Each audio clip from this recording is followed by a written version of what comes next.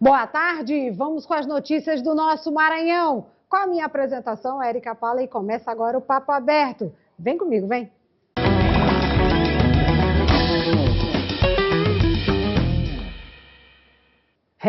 Minha gente, muitas notícias hoje, né? Eu não sei vocês, mas quando está acontecendo o campeonato maranhense de futebol e a rodada cai numa quarta-feira, eu fico com aquela sensação que o dia seguinte é uma segunda, mas não, né? Ainda é quinta-feira e, como diz aí a galera das redes sociais, quinta-feira de TBT. Então, se você tem aquele post de lembrança, inclusive de foto, né? Lembrando aí o futebol maranhense, o momento é agora. Compartilha, interage, marca aí a televisão, o Instagram nosso, Maranhão TV News, né? Maranhão News TV. Marca lá no Instagram, marca a gente, compartilha. Se você vê uma coisa legal, manda pra gente também no nosso WhatsApp. E a galera que me acompanha pelas redes sociais, inclusive pelo WhatsApp, e manda mensagem sempre, eu fiz uma enquetezinha, na verdade não é bem uma enquete, né? É uma consulta de opinião em relação aí ao campo Dário Santos, o estádio Dário Santos, em especial as condições de gramado. Manda mensagem para mim, interage, vai participando, que amanhã eu vou fazer questão de estar colocando aí a sua participação, tá? Aliás, amanhã é um dia sensacional, a gente vai ter muitas entrevistas, muita coisa também, assim como hoje, mas amanhã mais, né? Porque sexta-feira é sempre aquele programa mais leve, mais tranquilo. E aí eu já começo a quinta ainda, porque eu já estou no sexto na minha cabeça, né? Se não no segundô, com o lançamento do livro Matou Uma, Matou Todas, que reforça a importância da Casa da Mulher Brasileira no combate ao feminicídio. Recifense radicado em São Paulo, o jornalista e escritor Cléster Cavalcante, 3 vezes vencedor do Prêmio Jabuti, lança o livro Matou Uma, Matou Todas, nesta terça-feira, na Casa da Mulher Brasileira. O livro trata do feminicídio no Brasil, com base em 6 anos de pesquisa, entrevistas e análise de casos. A obra revela a violência extrema contra a mulher, apresentando relatos de vítimas e dados alarmantes. Quase 1.500 mulheres foram mortas em 2024 no país. E em 90% dos casos, o agressor é alguém próximo, como companheiro ou familiar. Aí no livro eu conto histórias reais, né, do Brasil inteiro, norte, nordeste, sul, sudeste, centro-oeste, de mulheres que sofreram feminicídio, aí, a partir de depoimentos familiares, também eu estudei os processos judiciais, os inquéritos, entrevistei, além das vítimas também, das famílias, entrevistei pessoas que atuam no combate ao problema. O lançamento do livro Matou Uma, Matou Todas reforça a importância das políticas públicas de enfrentamento à violência contra a mulher, tendo a Casa da Mulher Brasileira como referência concreta de acolhimento, proteção e garantia de direitos. A gente está aqui recebendo o jornalista Cléster Cavalcante, que vem apresentar o livro Matou Uma, Matou Todas. A gente sabe que, infelizmente, o feminicídio é uma realidade no Brasil, que é o 5º país que mais mata mulheres vítimas de feminicídio, ou seja, nos mata pelo simples fato de sermos mulheres. E a gente precisa mudar essa realidade. E é com ações como o governo do estado do Maranhão possui que a gente consegue reverter esse quadro. Delegada-chefe do Departamento de Feminicídio do Maranhão, Wanda Leite, esteve no lançamento e falou dos avanços contra o feminicídio no Maranhão. O Maranhão continua sendo referência no enfrentamento da violência contra a mulher. Fechamos o ano de 2025 com uma redução de 25% dos feminicídios em relação ao ano de 2024, ao passo que no restante do Brasil a gente acompanhou que houve um aumento desses números de feminicídios. Então é muito importante a gente trazer mais uma vez esse tema aí para o debate. E é importante mesmo, e a gente tem que o tempo inteiro ficar conversando e levando informação sobre esse assunto, porque, infelizmente, os números falam por si só.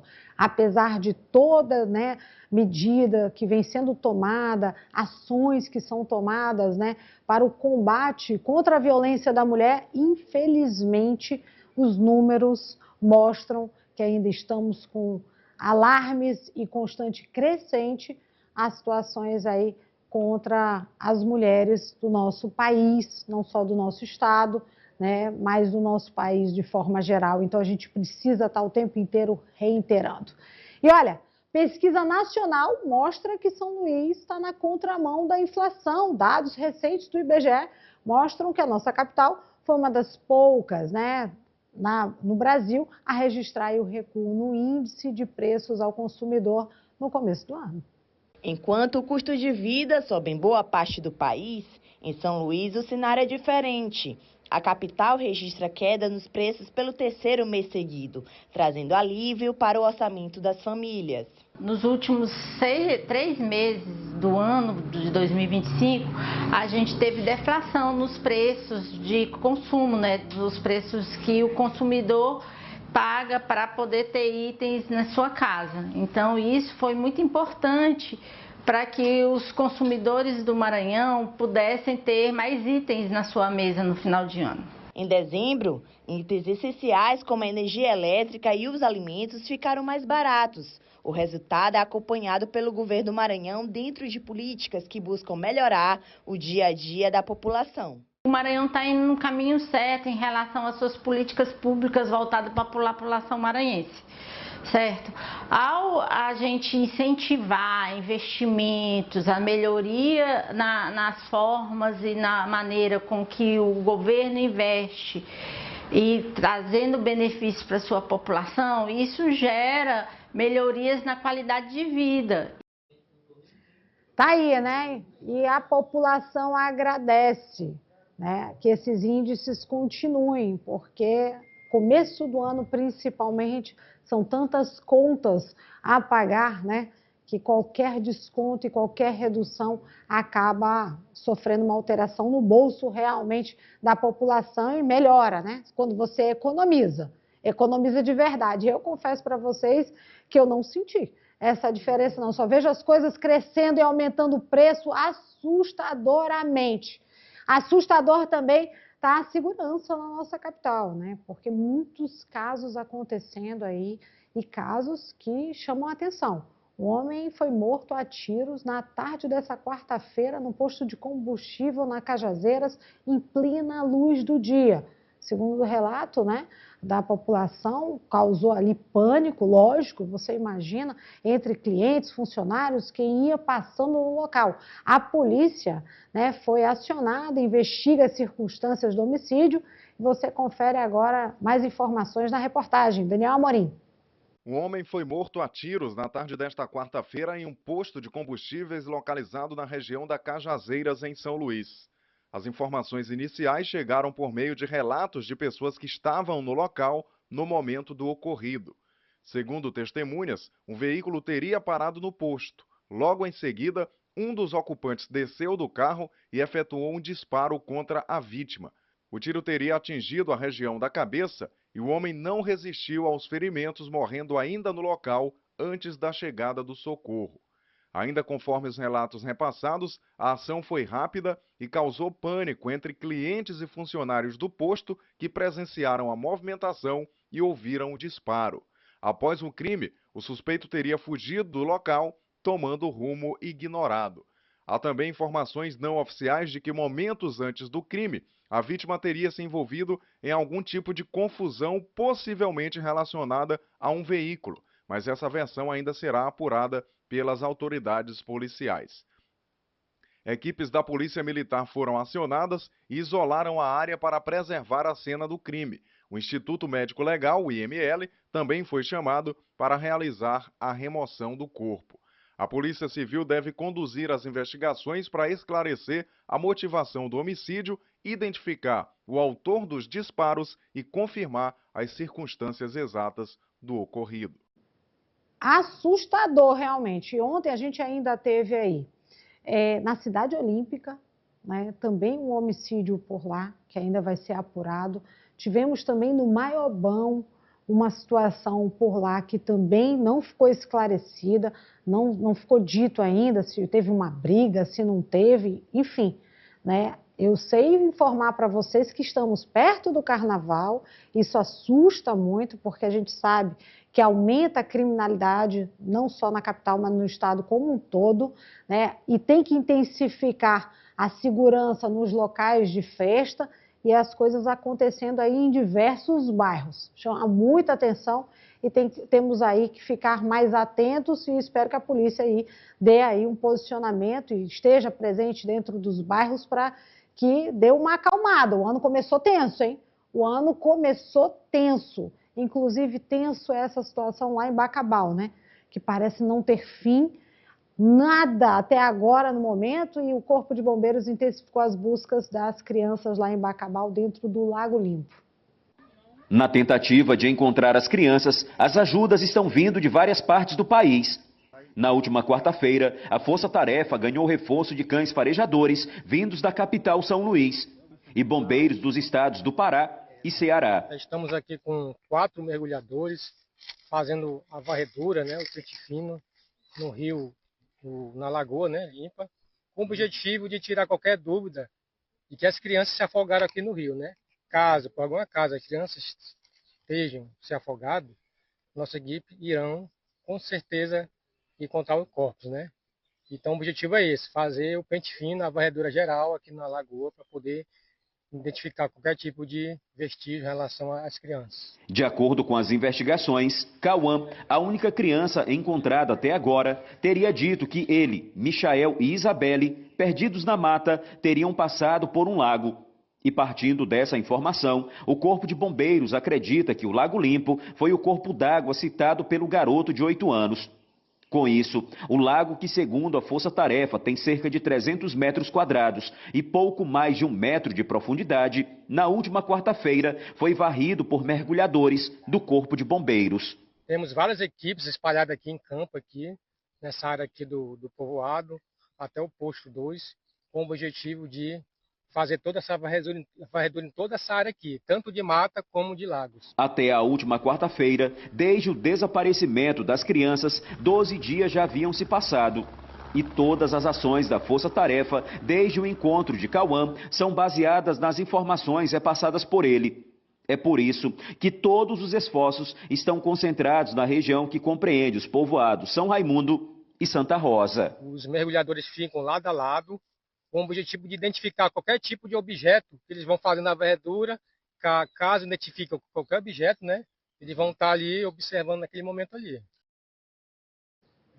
Gente, isso é um mistério muito triste realmente. Ninguém tem, né, nenhuma pista do que de fato aconteceu com essas crianças, né? Até porque o garoto Cauã, que passou algumas informações, não foi preciso nessas, né, informações que ele passou. E a gente entende muito bem, não só por ele ter apenas 8 anos, mas por ser uma criança autista e diante de toda a pressão psicológica que ele viveu e que está vivendo.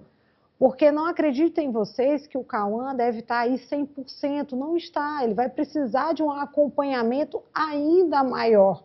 Né? É um menino que sofreu um trauma enorme, aonde os outros 2 ainda não foram encontrados, está constantemente sendo questionado do que ele lembra, fazendo desenhos, lógico, com acompanhamento, não é nada sendo pressionado, mas isso gera, né, traumas na criança. Está aí uma equipe enorme em volta do Cauã, de pessoas diferentes ao convívio dele, e todo esse pânico gera pânico na gente, né? Adultos, imagina em uma criança que passou pelo que ele passou, foi encontrado desnutrido, né, num local, né, ermo, passou a noite dentro da mata, sem água, sem comida. Então tudo isso aí é realmente assustador.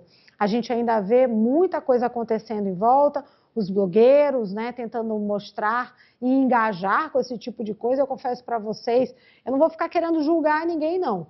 Eu não faria, né, querer ganhar agora visibilidade em cima de uma situação como essa, no mínimo, meu amigo, você está procurando aí, né, depois um acerto com quem está lá em cima, né? E não sou eu que vou julgar, não.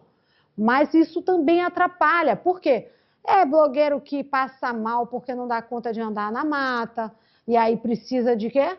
socorro médico, socorro do Corpo de Bombeiros, de pessoas que estão capacitadas a procurar essas crianças, precisam parar para socorrer o bonito que não está preparado para andar dentro do mato.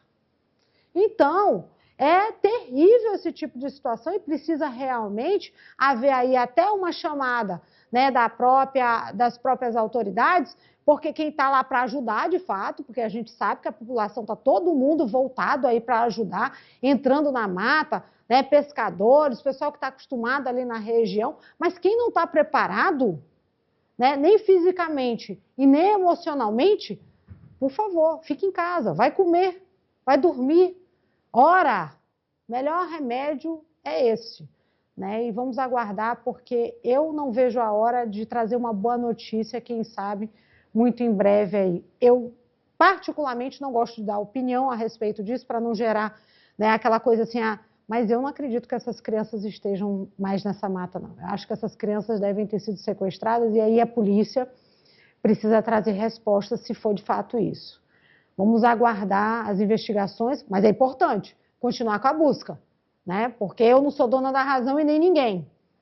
Na água, né, os bombeiros aí estão fazendo essa varredura constantemente, também acho que se tivessem, eles já tinham encontrado. Chegou a ajuda do Corpo de Bombeiros do Pará, né, e a gente espera que mais reforços, no sentido até de investigação policial, realmente cheguem para que a gente consiga não só desvendar, mas o principal, fazer com que essas crianças retornem para o seu convívio familiar em paz e com saúde. Eu vou para um rápido intervalo, rapidinho, e eu volto já já. Segura aí.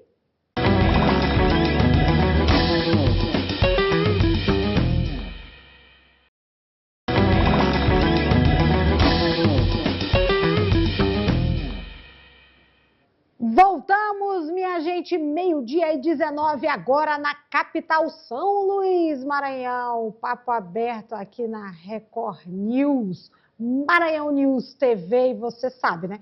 Interage comigo, participa por esse telefone aí que está na sua tela, o DDD é o 989-9155-5656. Eu amanhã vou colocar as mensagens de vocês, né, em relação ao Dário Santos. Eu recebi muitas mensagens, muita gente aí participando, interagindo, e aí amanhã a gente seleciona as mensagens, porque não pode, palavrão não pode. Eu sei que vocês ficam chateados assim como eu, mas não pode não. Olha a situação do Dário Santos, né? Ontem, logo na chegada do Imperatriz, o Imperatriz fez um registro de imagem, né? Que é nítido, não só pelo jogo, pela partida em si, mas olha essas imagens. Esse é o Dário Santos, é o gramado do Dário Santos, que foi aprovado pela Federação Maranhense de Futebol para uma competição oficial. Mas eu vou mais longe do que isso. O Dário Santos foi entregue outro dia e, sinceramente, nem para futebol amador, né? E esse gramado, eu não acredito que tenha sido entregue assim, ou seja, não houve o verdadeiro cuidado, o zelo, né? Lá em casa tem mais grama do que aí no Dário Santos. Acho que eu vou pegar uns quadradinhos de grama para fazer essa doação para a Prefeitura de São José de Ribamar. Um absurdo, né, gente? Um absurdo o estádio, né, o Dário Santos, ficar 4 anos de reforma, 3 anúncios de entrega, e na hora de entregar, é isso, tá pronto para fazer vaquejada. Tá no jeito para vaquejada. Aí depois diz assim, a Érica fica fazendo, né, brincadeira. Não é brincadeira não, gente. Isso aí não é campo de futebol. Atrapalha o bom desempenho de futebol. E eu vou dizer uma coisa para vocês, viu? É porque os times maranhenses estão, de certa forma, acostumados, né, a passar por esse tipo de situação. Porque em muitos lugares sérios, onde se leva o futebol a sério, os times se negariam a entrar nesse campo. Não jogariam com essas condições aí, porque você lesiona um atleta profissional, e aí eu vou explicar, né? Vou ter que explicar porque eu acho, né, que quem está aí fornecendo essa, né, deixando isso acontecer, talvez não saiba, né? O atleta profissional, ele tem custo para o clube. Imagina só se dá um carrinho errado, tropeça, entra o pé, e aí acaba fraturando, uma lesão mais séria, uma lesão simples que seja numa competição. Tiro curto afasta qualquer jogador da competição. é um absurdo. É um absurdo o que aconteceu ontem, né, no estádio Dário Santos. E olha, a prefeitura, parece brincadeira, ainda fez post nas redes sociais, elogiando a estreia do campeonato, com a participação, aí até me assustou, a participação da Susan Lucena, que é a interventora, né, elogiando toda a situação. Não acredito, né, não acredito realmente que está todo mundo achando isso normal. Porque eu não consigo achar isso normal. Não tem normalidade num campo desse, gente, que foi entregue outro dia. Mas o Luminense, que também sofreu, né, com essa condição, porque, diga-se de passagem, está ruim para um, está ruim para o outro. Então não adianta dizer assim, perdi porque o campo estava ruim, não é isso, né? Mas o Luminense não tomou nem conhecimento, ó, do Imperatriz, que já foi tricampeão maranhense, né? O cavalo de aço, não tomando conhecimento. O Luminense, que acabou de subir, fez o quê? Venceu, lei do ex, Índio Potiguar, marcou aí para o Luminense, dia do aniversário de Passo, hein? Passo Lumiar fez aniversário, ganhou aí esse gol do Índio Potiguar e a vitória do seu time que está na Série A, o Luminense. Então, vitória merecida do Luminense, que propôs jogo, conseguiu aí dentro dessas possibilidades horríveis, né? Porque esse campo aí, não quero nem falar nisso, eu espero que revejam isso para as próximas rodadas e o Dário Santos não seja autorizado para nenhum mais jogo enquanto não resolver essa questão de gramado.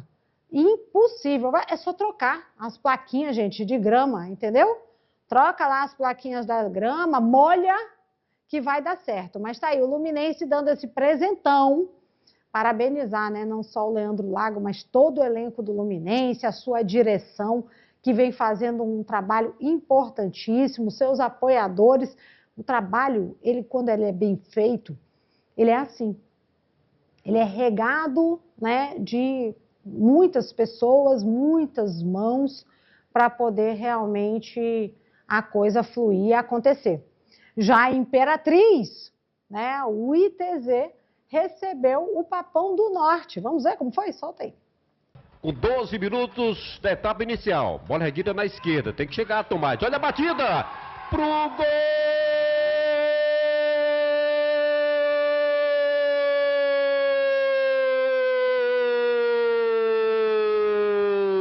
Do Motoclube! Jean, camisa 9. Na bobeira ali da defesa do ITZ. Ficado mano a mano o atacante Jefinho. Olha o Andrei, levantou, primeiro pau, passou, olha o gol! Pro gol!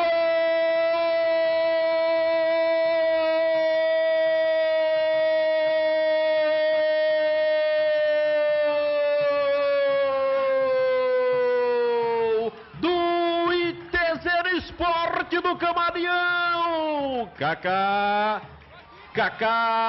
Ele não perdoa a bola. Tá aí, né? O Motoclube foi aquele visitante indesejável, abrindo o placar contra o ITZ no Frei Epifânio. Aos 14 minutos, o rubro-negro da Fabril abriu o placar após pressionar o time da casa, mas os donos da casa não se abateram, que é interessante, né? Porque o ITZ acabou de subir e aí conseguiu, né, manter ali o padrão, empatou com o Kaká, né, jogador conhecido no futebol maranhense, aos 21 minutos e colocou fogo na partida. Esse segundo tempo o Moto voltou com a mesma intensidade, quase conseguiu, né, sair com a vitória, mas o placar é esse de 0-0. O ITZ resistiu, segurou o resultado e o placar ficou aí de 0-0, ó, 1-1. Eita, ó, o Tico e o Teco aqui, com 4 partidas na cabeça ontem e 3 do mesmo horário, vocês precisam ver como é a arrumação. É uma tela aqui, a outra aqui e a outra bem assim, ó, assistindo 3 partidas simultaneamente para poder trazer tudo para você aqui hoje, né? Inclusive, no 0-0, foi o Sampaio e o IAP, né? Que fizeram um primeiro tempo equilibrado. A gente tem aí os melhores momentos, digamos assim, porque partida no 0-0 não tem melhor momento, né? Tem aquela bola na trave que salvou a partida, com 2 equipes propondo o jogo, né? Criaram boas oportunidades, mas sem gols, tanto na etapa inicial quanto na final. O Sampaio rifou muito a bola, achei que o Sampaio fica arriscando muito o chute a longa distância, isso acaba atrapalhando, né? Mostra uma dificuldade também no toque de bola para entrar na área do adversário. O placar permaneceu no 0 a 0, né?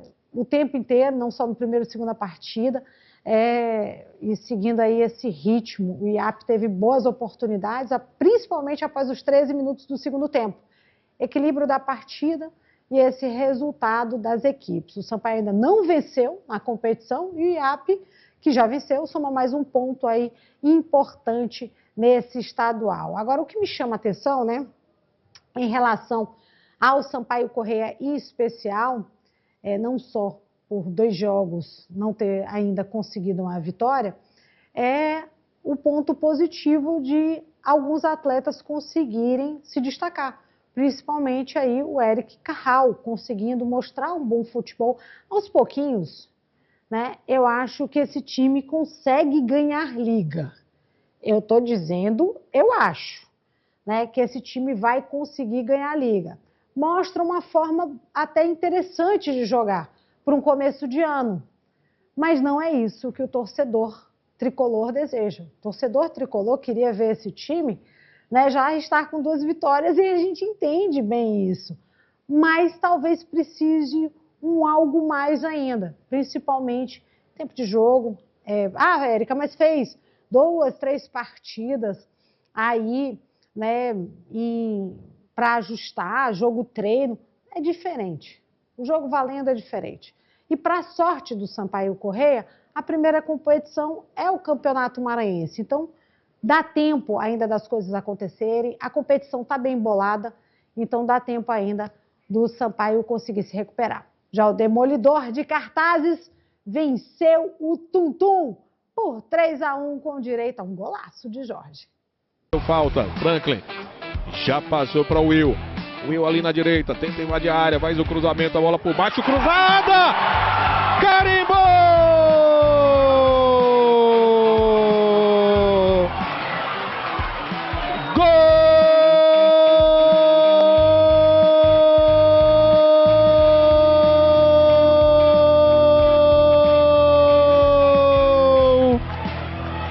Do Mac! Vagalume! Participando também, apertando um pouquinho, a mais a goleada na certa. É o Adalberto, olha ali a chegada! Carimbou!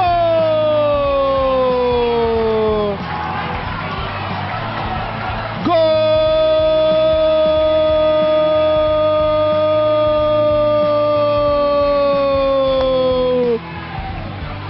Do Mac!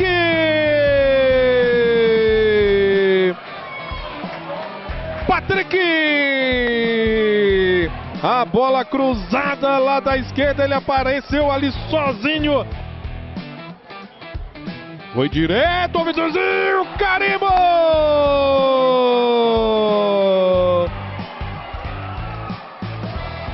Gol!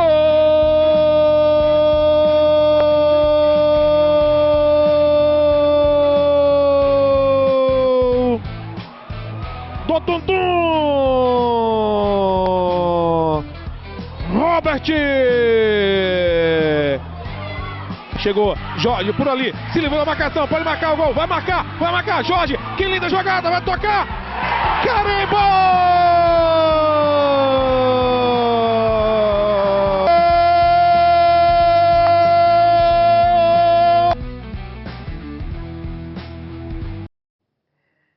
Olha, tá aí o Maranhão Atlético Clube, o atual campeão maranhense, que está na Série C, fazendo bonito. Gostei muito do jogo que o Jorge fez, mais uma vez, né? É um atleta que está acima da média realmente, marcou esse golaço, né? E o placar dentro daquilo que eu esperava. Eu também gostei da postura do Tum-Tum, que apesar da derrota, tentou, buscou, porque conseguiu aí, estava 2 a 0, foi lá, diminuiu a diferença, ficou em 2 a 1, pareceu até que ia conseguir o empate, quando o Maranhão, não, meu amigo, aqui não. Foi lá e fez o terceiro para matar realmente a partida. mas são jogos emocionantes, são jogos que estão dando aí realmente uma vontade de assistir o Campeonato Maranhense, e aí já fica o meu convite para o torcedor tentar retornar ao estádio, né? Porque realmente fica triste e feia quando a gente vê as arquibancadas vazias, que nem a gente viu ontem. No Luminense eu não vou falar, porque eu acho que seria casa cheia se tivesse portões abertos, né? Lá no Dário Santos, que foi portões fechados, mas os demais estádios realmente deixaram muito a desejar.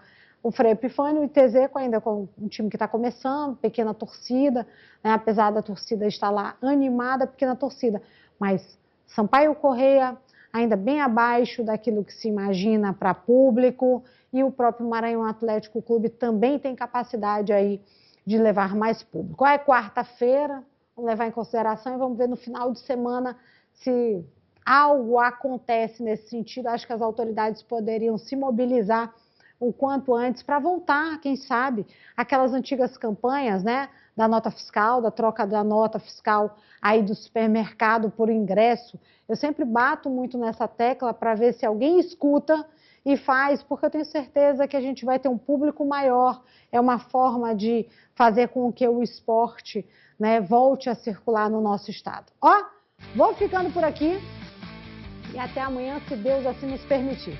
Tchau, gente!